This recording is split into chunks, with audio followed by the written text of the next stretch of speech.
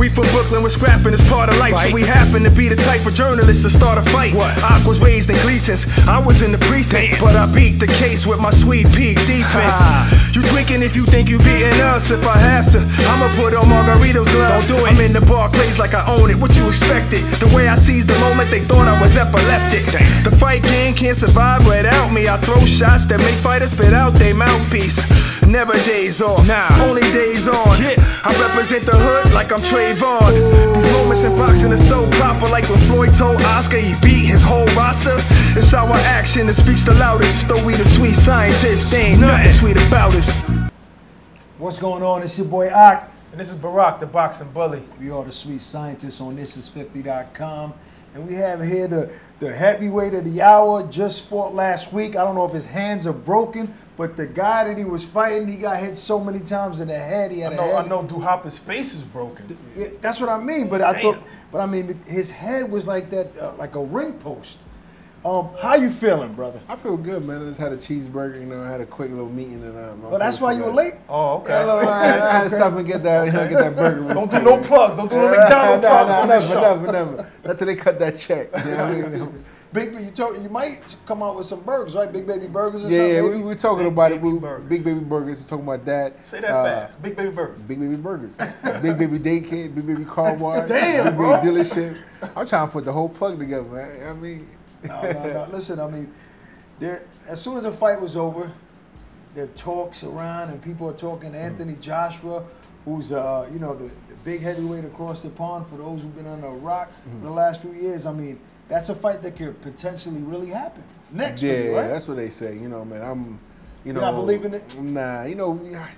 I got a street mentality, man. You know, my things. The biggest thing is the word of mouth. Like, if your word don't mean nothing in the street, paper and contract don't mean squat. But in business, it's the opposite. They can talk all they want, but if they don't pen and paper, it don't mean jack to squat. You know what I mean? So, like I said, I didn't care about the fight.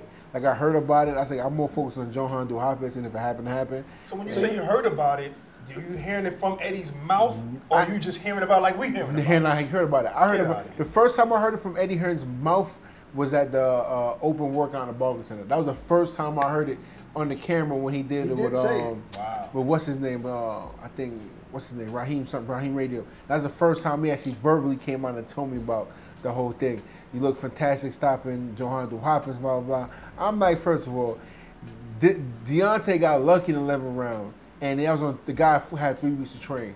He had 2 months to train for me, and I'm not a hard hitter like Deontay, but I'm more accurate. I thought my combinations way better, but I said, I'm really have to go to the body and get this guy out of there. But I told myself by 6th or 7th round, if I don't get him out of there, I'm just going to beat him up. And I said 6th, 7th round, I know he wasn't moving the way I wanted to. Right. I said, I'm just going to beat him up and have fun. You say you're not a hard hitter like Deontay, but obviously you hit hard. Oh, yeah, I hit hard. Yeah, how would you explain your power compared to his power? I mean, you know, Deontay had... I felt both of y'all hit my pad. Oh, yeah, definitely. I could definitely crack, no doubt about it. And I'm a way better... You come with 300 pounds with every punch. And I'm a better body puncher than him. I know my boxing hurt way more than Deontay, but Deontay just has that long... that one-hitter quitter. Right. You know what I mean? Gravity punch just come down from the Listen, lose the whole fight. I can look like a ballerina and then in the whole fight. You know what I mean? So you got to be as a fighter and chess match. You gotta be strategic. You gotta know your strengths. You gotta know your weaknesses. You gotta know you gotta improve on. So I'm not denying the boy don't got power. He got punch of power. This is the first time I think I ever heard you give him credit for something. Yeah, and he's ugly. He's ugly. He's a credit for being ugly too. You know what I mean? He's a credit too. You know what I mean? But no. I mean, listen, it is what it is. But no, the dude got power. I mean, hands down, the body dude got power. And I mean, we can't deny that. I got power, but different levels of power. But all the way, if you look at us on a scale of just boxing technicality, I'm better on paper. You know what I mean? Statistically, I'm just better. Jabs, punching, body shots, combinations, footwork, this one-on-one boxing skill, ring generalship, hand movement. I'm way better than him. Speaking of Deontay, I mean, I have to bring it up because I don't think we spoke about this since the whole, I don't know if it's simmered down, but the drama with you and his baby mother and everything that was going on viral, I mean, you haven't spoken to him since that? Nah, we ain't spoken like ever. I mean, are we trying to wash that under the rug? Or? Yeah, I mean, we're not trying to wash. We're trying to talk about it. He trying to wash it. I mean, at the end of the day, bro, you know what I mean? My thing is like this. Can you elaborate on it? I mean, my main focus now is just strictly boxing. You know what I mean? Like, the way how it came out, 50's a nut, you know. But like I said, man, I let it go, and I'm more focused on boxing now. Like, you know, I'm in a different light in the last month, regardless. You know what I mean? Right. So to me, nowadays it's petty. It is what it is already. What is done is done. You know what I mean?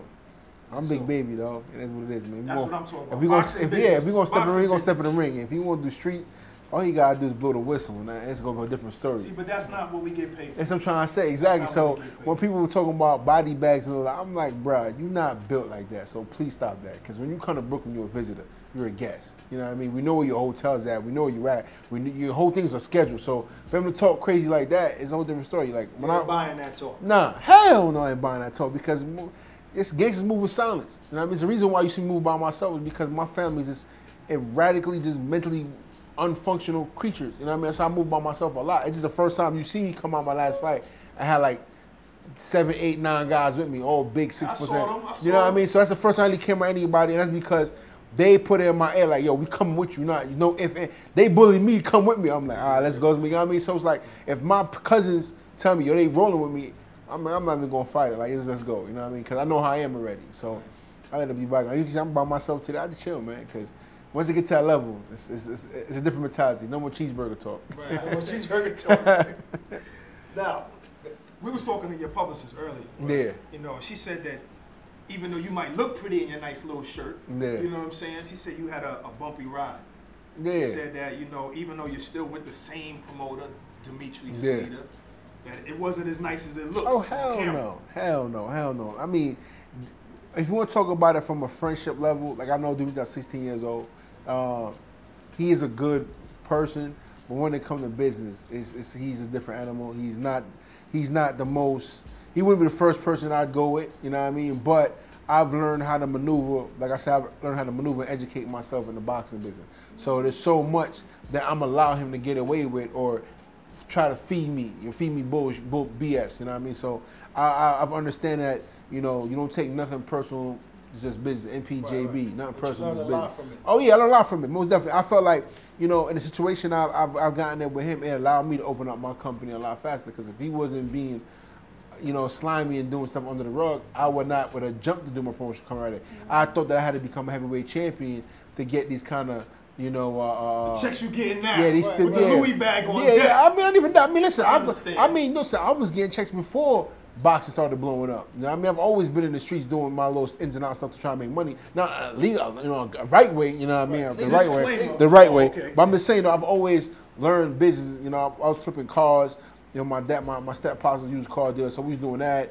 You know, throw parties. So you had a Lamborghini way before you Yeah. You know what I mean? So I had Challenges, Lexuses, all kind of crazy stuff. So I've always tried to learn things to put my money in and I blow it. Cause my first 2 checks I made in kickboxing were pretty good, and I ended up blowing that. So I had to re-up and then figure out a way not to do that no more. But like I said, you know, I've just learned now, like, okay, when it comes to this boxing stuff, not personal, just business. So promoters like to tell fighters that when they shit on a fighter, but when a fighter tell them that, oh, you're on loyalty, nah, you did this.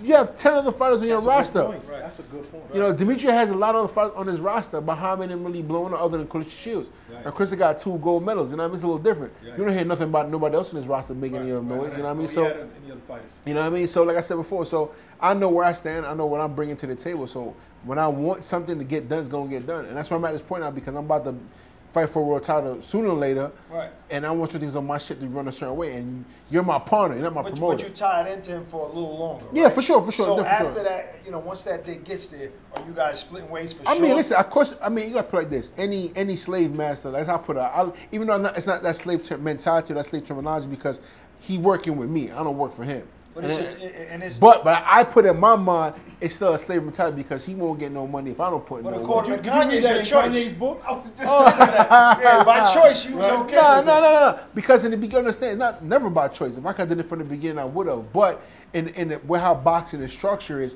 you have to sign with somebody in order to get to where you got to get to. You see what I'm trying to say? Even if you was out of gold, if you came out of Olympics with a gold medal, you can't just get in a box in the front door that way.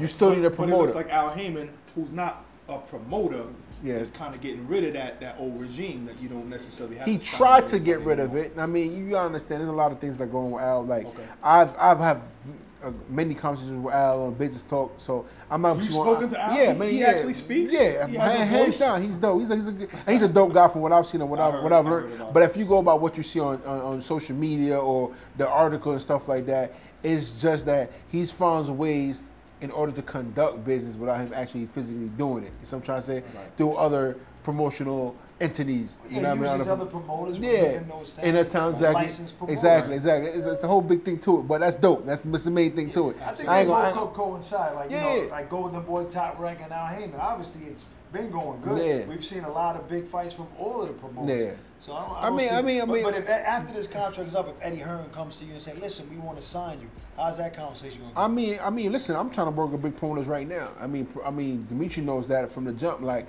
if something's on the table that benefits me and my team and my family, I'm gonna ride that way, and you're gonna take your cut, and we're gonna keep it moving, keep this boat moving, because Dimitri has to be realistic. He doesn't have power at the top of a boxing game like that. You know what I mean? He's learning his way. He's still getting his feet wet in the game, but he's not a top rank. He's not a Golden Boy. He's not an Eddie Hearn. You know what I mean? So these people are the people we're going to have to learn how to do business with and learn how to do it, to conduct it the right way, and he has to know how to let in. As simple as that, because you're not going to hold up my career again because of selfishness. You like Golden Boy too. I heard you say that you wouldn't mind signing. You want to be Golden Boy's heavyweight. They don't have recognized because the main thing is you want to go on a team where they don't have too much static. You know what I mean? We'll call Oscar and those guys. Yeah, they'll definitely put the word in. Set up a meeting for you. Put the word in. I want 2% cut though. Yeah, put the word in. Put the word in. You know what I mean? Big Wave Promotions is here, and I'm willing to work with anybody that makes sense. You know what I mean? Because a company that make dollars makes sense. And if I'm a fighter that's gonna potentially make dollars, that makes sense. How can we maximize potential? That's all it is. It's nothing. It's not cutting a man out. Dimitri's not going nowhere. We have pen and paper, so he's gonna get his due. But at the same time, is how can we turn 1 million to 30 million? You know, and these big companies have done it before. That's the route and the help and guidance that we're gonna need to get there. Exactly. I don't want to go by the Kanye thing. I want his opinion on this whole Kanye fiasco. I need to get your opinion on it. It's so funny because I was listening to the Charlemagne and Kanye interview, and I got halfway through it, and it's so funny. 2 hours long. Yeah, and I was driving, I'm listening to it, and it's so funny, and it's like I'm listening to this guy, and it's like when you remove yourself from reality for so long, you start believing a lot of bullshit. Right. You know what I mean? That's how I feel about the whole Kanye story. I feel like he removed himself from what got him here and what got him to that position, that he started believing a lot of anything he said made sense. No, some of it does make sense, but I feel like it's like he's trying to back up what he's saying with other existing facts, right? So like, okay, we know slavery happened, but yeah, if slavery happened because that happened, how did they make it happen? Because if all of us got together, we would have wiped all the white people out. That's what I'm trying to say. He's trying to put them kind of logic to it, but it's like it's a little more different when the slave master got a knife to your wife's throat. He can't overthrow the slave master. So I understand what he's saying, but he's kind of putting it the wrong way. And I feel like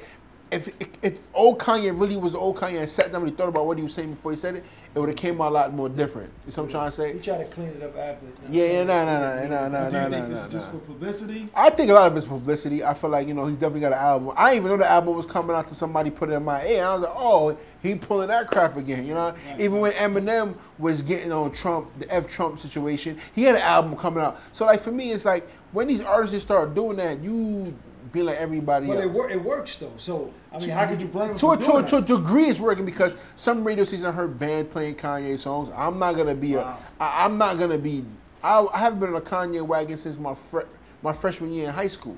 You know what I mean? Wow. So I'm not really big. I'm not. Yeah, exactly. I'm not really a big Kanye fan like that. Right. So for him to do that now, that he doing all these Balenciaga rip-off lookalikes and Yeezy boots, really Yeezy sneakers. So I don't get the kind. No, I don't buy that because that's not my style. You know what I mean?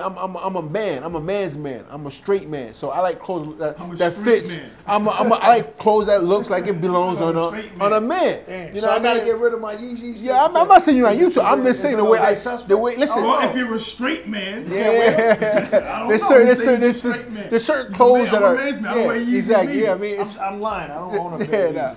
I'm just saying there's certain clothes that's unisex that I don't get along with. I like clothes that look that you know it's for a man, it's for a woman, and that's it. That's just how I am. That's a blurry line you don't cross. Yeah, no. Listen. Like I know I have. About this beauty salon shirt you designed right Hey, here. listen.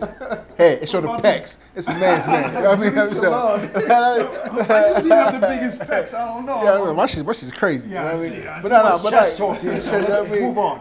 I learned that from the Rock. Street men can talk about chest. Yeah, we the gym working out. Yeah, in the whole world. You could. You know what I mean? Hey, the Rock made it good, man. He did the peck of love. You know what I mean? You gotta get it done. Man.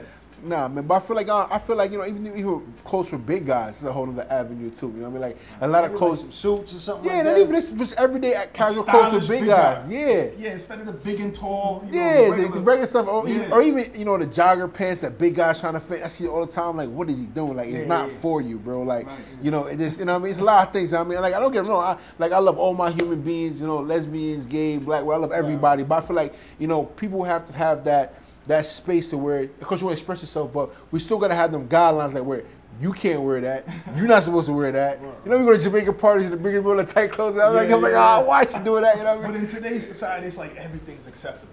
It doesn't matter if you got something hanging out over your belt. It's all right. Yeah. Right. I'm not saying I enjoy it. Yeah, in America's acceptable, but like I said before, it's a place and time for everything too. You know what I mean? If you want to wear it in your own free time, of course, that's all you. Yeah, you know but I think fashion has evolved though, because I'm pretty sure when you was younger, you wouldn't wear pants that were that slim. Like now.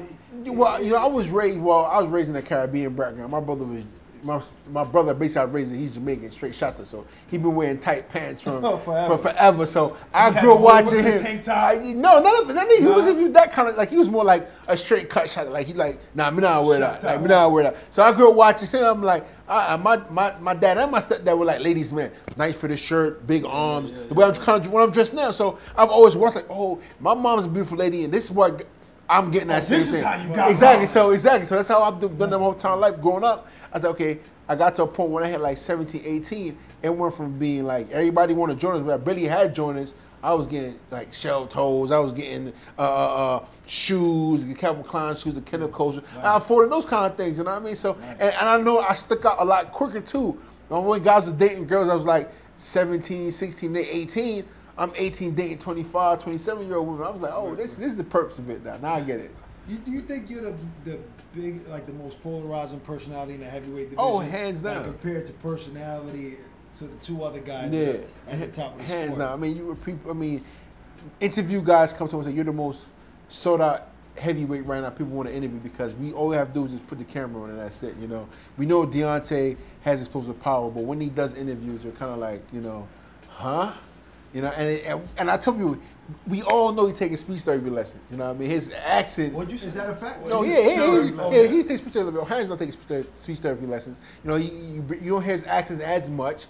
You know, a lot of his stuff, it feels like it was been written out for him. Like he's somebody told him say this and put it on social media. So, you know what I mean? I have no Listen, idea. That's the first time I'm hearing I can tell. I thought it was a joke. No, it's dead serious. No, he takes speech therapy lessons. And then that last post was a little more structured. It yeah. did sound. And hands down, anytime it's about like, you know, bullying with kids that are like, it's something like a PR stunt to me. Like, it doesn't sound authentic. It just seems, you know, made up and written out for him. You know what I mean? And that to me is just that's a flag for me. I don't know how other people feel about it, but I was like, I don't care about that. He's not authentic. He's not real. And AJ gets in front of a camera and just like, yeah, you know, I like some and I beat Deontay and you know, I'm the boss. And like, he's in the corner. He's a corner. So why do you think they? I was just gonna say, to some extent, you got to be structured. Gotta be. So check it out. Gotta be. Muhammad Ali, who's the greatest, you know, he's a freestyler though. He's a freestyler, but he has stuff written too. That was written lyrics. Yeah, some of it's written, but it was fun though. Write his raps. But was it fun? And come back and spit his 16. But was it fun though? But was it fun though? See, but was it fun though? Fun is relative. Of course it was fun. Yeah, that's relative. That's funny. Some people probably thought it wasn't fun. But he flowed and it was natural. Coming from him, that's him though. That was kind of his whole whole aura. Exactly. Like Deontay speak that way. It's like, man, get out of here with that corny. You L7 square in a box looking in the face. It's just different. It's different how it comes off. Like even when he went on the Breakfast Club and he was talking about I want to put bodies in the bag. I want to actually kill two people in the ring. I thought the exact same way when I was younger. I said I want to put two people in the hospital. Right. I want to send people to the grave. Right. But I knew if I ever came up to the meeting and said the wrong way and got the wrong way with it, they'll look at me as a bad guy, and that's how he's. I know what he meant by it. Of course, he didn't mean no harm by it, but as a fighter, I know the boring mentality. I know what he was saying, but the way, yeah. So, but the way how he came out with it was just totally wrong. It was a bad idea to say that on the air like that. You know what it is? It's one thing to do it like this, face to face, with your stuff is like a podcast, video podcast. On the radio. Did you just call us a podcast? I'm gonna say, not a podcast right here. I'm gonna say like an interview, like a video. I mean, like a video where people actually can see it. It's a lot more this different. This is not the breakfast club. This is more like lunch. I'm saying. You know what I'm saying? Dinner. We're going on dinner right now. I'm just saying. But I'm saying like when you're on live radio like that, it's a little harder for you to actually see their facial expressions and to feel that vibe than actually, you know what I mean? So I get what he's saying. Like I kind of feel bad for him. But I kind of don't. You're his friend. You know what I mean? You're Deontay's friend now. You understand? No. My thing is like this. We used to be cool. Yeah, we used to be cool. I was there when we was cool. I saw y'all cool. But like I said, when certain things get in the way, dudes start acting funny, and that's when I distance myself. Women, that's what you mean. Money, a lot of different things. Wouldn't it be kind of hard for y'all to be that cool? Yeah, it's gonna. You know, I'm a fighter. You know what I mean? So my thing, what really made me more pissed off was like Deontay says, "Oh, you got to be a nice guy for me to fight you." Like, who says that? Like, okay, George Washington was a nice guy, and he wasn't even in the top 10. He fought George Washington. Like, these guys are respectful. That's how you get them title shots. Boxing's not always about respect. It's about, yo, you got what I want it. You the best, I'm the best. Make it happen. I don't like you. Simple as that. It's like street kids. It's like a street fight. Like I'm from this hood. You Bloods. I'm the top guy in my crew. Yeah, but we from New York. We from Brooklyn. Yeah, but that's us. But he's from the South. They say hi to each other when they don't even know each other. But we don't do that. We just look each other up and down. Like, who are you? Listen, I agree with the fact that heavyweight, it's just boxing in general. At some point, you gotta not like the person. You can't. Like once I grew up in martial arts. No, you know that's not true. I can't. I grew up in martial arts. I had a lot of fights. Martial arts is different though. It's a different mentality. Exactly. Why different we can't mentality. Take that respect over because boxing is because it ain't boxing. Once in a while. Look at Adam Kownacki. I spoke Adam Kownacki and King Solomon from Brooklyn. Polish guy. Right. Sports at 16 years old. Yes. That's the only person that knows a lot of my little in and out tricks that I can't get over one on. And people say, oh, he's slow, he's fat, man. No, he's not. That's probably why he's so elusive. And I'm telling you right now, like Adam worked me his whole camp. My condition went up 100%. Like thanks to Adam, my whole post school and family. Okay. Like it's hard. Like I know when I hit Adam with a good shot, I back off because that's my boy. You know what I mean? Like I know, like it's like I can't do it. You know what I mean? Like so, it's like in a real fight. If me and him had a real fight, it had to be some real shitload of money on the table for me and him to really fight because it had to be worth it to put that kind of hurting on my friend and for him to put a hurting on me where our family's going to be, you know, have something to stand up on. So it's different. It's different mentality. So when we really get in that ring, it's kill or be killed. Even the martial mentality, we're training together. Yes, we're in the dojo together, we're working and helping each other. But if we get in that ring together, you two months away training. You gotta have some sort of animosity, bro. You gotta have it. And the things I think about at that level, at the prize fight level. Yeah, man. Especially when what got me into fight in the first place wasn't because of friends. It was because of anger. It was because of this my uplifting, my bringing the abusive rough from my stepfather, fighting, getting jumped, gang shootouts. That stuff is what made me become a fighter. That's what happened with my aggression. So for me to be a happy-go-lucky all the time, be fighter, it won't work. That's gonna kill my drive. You know what I mean? So when I bell out the ring, I'm thinking about all that stuff in the past, and I'm adding more stuff on it that don't make no sense to make me more angry when the bell ring and try and rip your head off. So, you know. So the Anthony Joshua fight is not gonna happen. On paper, you haven't seen nothing. I haven't seen nothing. You know. What would it take? What purse-wise? Where's the venue? What would it take for you to say, okay, I'm ready to fight this dude? I mean, my main thing is be a man of your word. That's all it is. You see, you want to come to Brooklyn. I'm talking about money-wise. Oh. How much money you need for that fight to happen? Man, honestly, I'm a numbers person, right? So we know AJ, he's the man, he's the champ, but he coming to America, he ain't a guy, right? So I put in his shoes. Of course, he want a majority of the money. Okay, fine. So what? 60-40 split, 70-30 split. I'm the American guy. I got HBO on this side, right? I'm going to bring the Brooklynite side. I pop more than any one of your competitors that you fought before. Let's make it happen. 70-30 split. I'm doing it. And I thought we negotiating here. 70-30 ain't her. You here first. Yeah, I would definitely do something like that because I know he's a champ. You know, the champ gets their perks with it. But once I would definitely sell out the Barclays. Yeah, for sure. But once I beat his behind, boy. And that's what's going to happen. And I'm going to call the shots after that. Oh, hell yeah, hands down. Who's the easier fight, Deontay or AJ to you? And I go by the person that's easier to read. AJ's definitely the easier fight because his style is more easy to read. Deontay's style is more hard to read, but definitely more beatable. But you got to be on point with Deontay the whole fight. You can't have no slip-ups. That's what happened to Ortiz. Ortiz went in the fight, but he slipped up in the last round when he got clipped. He wasn't focused. You know what I mean? So Deontay's definitely in a fight where you got to be 100% focused the whole entire fight. Your team, your corner, everybody got to be on point, and you got to go in there ready to. So in the 12th round, with 3 seconds left, you still got to be looking for that You right still hand. got to be looking for that. You over that right hand. Still got to be looking for that country barbecue sauce. That's what happened to Ortiz. Yeah, Johan Hopkins. Listen, got other guys, man. This guy clipped. Yo, Arthur Spilker was winning. Got clipped. Like a lot of people say that fight. 30 seconds, he was getting hit in that 7th round. If it was another fight, it would have been stopped. But didn't he show a lot of heart, though? He showed heart, but the referee helped him, too. You know what I mean? Like, you can't be holding on and the referee break y'all up, and then there's a mysterious grease on your forehead, supposedly there's no cutting, give him an extra break. It's like, man, it's like, okay, we know you want Deontay to win. We know who you're pulling for, but, like, it got to be that obvious. It was too obvious? Too obvious, man. Too obvious. Even the AJ fight. It was a great fight. I thought It was a good fight. It was a good fight. But even the AJ fight couldn't put away the shorter, lighter Carlos Takam. And the fight, I thought Takam was not the fight. He was winning the fight, but Takam was in it. There was no reason for the referee to stop the fight. You know what I mean? I couldn't understand that stop. Yeah, it was retarded. And then he gets hit with a good solid left foot from Joseph Parker. Referee jumps in there. It's a headbutt. Like, come on, Who man. wins, Deontay Wilder or Anthony Joshua? I give it to Deontay, and I just tell you why. Deontay's not going to engage early in the rounds because, you know that's AJ's 3-4 rounds. That's his best lucky shot. And the minute AJ starts stepping in slow, he's going to do them wild haymakers, clip him somewhere, hit him in the back of the head, and I feel that's all she wrote. So why is AJ, who campaigns around 240 to 250, why does he get out of breath? Well, that's what people say, and he does. He does. He's tough in the book. 300 pounds. Because he's throwing a million punches a fight. Because I've been training that from when I was younger, and I'm naturally big boned, a big guy. When you're naturally a big guy, and you carry muscle, when you carry this weight all your life and gradually build as you get older, it's easy. Yeah, now, if you come in as an amateur and you're 229 from the Olympics, then all of a sudden, a year later, you're 25 pounds, solid muscle. Are we alleging some the AJ protein? Listen. The AJ protein ain't gonna help you win every fight. It ain't gonna help your jaw either, as you can see. So, like I said before, you gotta understand. I'm around bodybuilders. I see. Well, Jimmy, I gotta come to that gym. Steve Beth Francis. Beth Francis, one of the I'll be putting a post on 400 and change.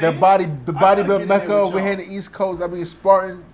I'm around bodybuilders. Like, this is what they do. Like, that's part of their job. So I'm not saying what they do, but that's part of their job. And they don't even put 25 pounds of muscle on a year or two. So it's a little suspect. Oh yeah, hands down, a little suspect. Well, you know, everybody's genetics is different. Yeah, but I smell bullshit too. But I did see. I mean, he was slim, and then he was like brolic. Like, yeah, and then he came back down. I'm not saying that then he's down to 240 to fight Joseph Parker, and he didn't have the same power. His speed still wasn't all that to me, and he still got a little fatigue. So it's like, I mean, it's his style. His opponents were handpicked for him, point blank. Period. That's how I feel. You know what I mean? He showed his grit against Klitschko. I'm an advocate. That's my boy. I'm an advocate. Yeah. I mean, listen. But I gotta hear your side as well. Yeah. I mean, the only fight, like I said, he impressed me in was the Dylan White fight impressed me in too. Oh, there you go. He got clipped. And he came back and showed a little grit. Dylan White could be a potential opponent. Yeah, I wipe the floor with him. You wash him. Watch him. Because he said something about it. I know Eddie Hearn don't beat me up as much because I'm not on his team, but he knows for a big guy, the punch I throw and the way I move when I come through, I would smash his guys. And he knows that. He knows that. Dylan White has no chance for me. No chance for me. What do you think about this $50 million deal?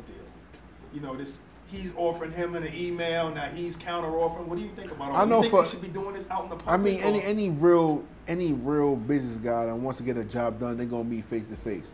When Mayweather had enough of the Pacquiao back and forth, he went to Pacquiao at the basketball game, and went in a hotel room, and a month later the fight is done. So like I said before, if Eddie Hearn, to me, is like one of the top promoters in the world. If Eddie Hearn really wants to fight Deontay, they'll make it happen. And I feel like Deontay knows he can knock AJ out so bad. He'll just he'll give him the money. Like, let's make it happen. We just want these little terms in. Like, I think it can happen. But I know for a fact Eddie Hearn does not want to fight Deontay. So what do you think is better for boxing? For Anthony Joshua to fight Deontay now, and then you get the winner of that, or you to fight AJ now, Deontay fight Brazil, and still kind of build up? Why are you talking about Brazil? I don't ever want to see that. They got bad blood. They got bad blood. I mean, Brazil, yes. They had altercation. They had a little altercation. And let's think about, first of all, I just don't like the way he fights. Yeah, me either. Yeah, but yeah, Brazil's a big guy, very sloppy. I can arrange out the spar. Yeah, you know I'm not. Rob Sacco, I'll do it. Right? No. I don't know. I mean, Brazil style is definitely a heavyweight style. Like, it's just lethargic, and I get it. I know why it's very boring. I get it. But like I said, man, yeah. I mean, I hope Brazil. You know, he got a shot against AJ. Got knocked out. And he was touching AJ, but because his lack of boxing skill, he didn't know how to turn over his shots. He didn't know how to go to the body. He was throwing punches at AJ, but this was really affecting AJ. But you know, I hope he get a chance to punch Deontay in the face for what they did. You know what I mean? I think it's some sucker stuff. You know what I mean? But I blame Deontay, and I don't blame Deontay because I heard his brother was the one that kind of instigated that. He got to control his brother too, because his brother be looking at me funny when he come to New York. And I'm like, little man, I ain't here for you, so please save it. You know what I mean? I told his brother that twice already. Like, so he got to control his brother, man. That's just crew love. Yeah, but you're right. Yeah, you got to control his brother because it's boxing. He gonna mess his brother. He gonna put his brother in more drama and more harm's way by him acting that way. You know, and cost his brother more money. So I feel like he really loves his brother, want to protect his brother. Eyes wide open, but just chill. Simple as that. I've been in the camp, and the camp is like a peaceful, loving camp. Yeah. But you know, when you love the guy fighting, you know, he kind of act up sometimes. Yeah.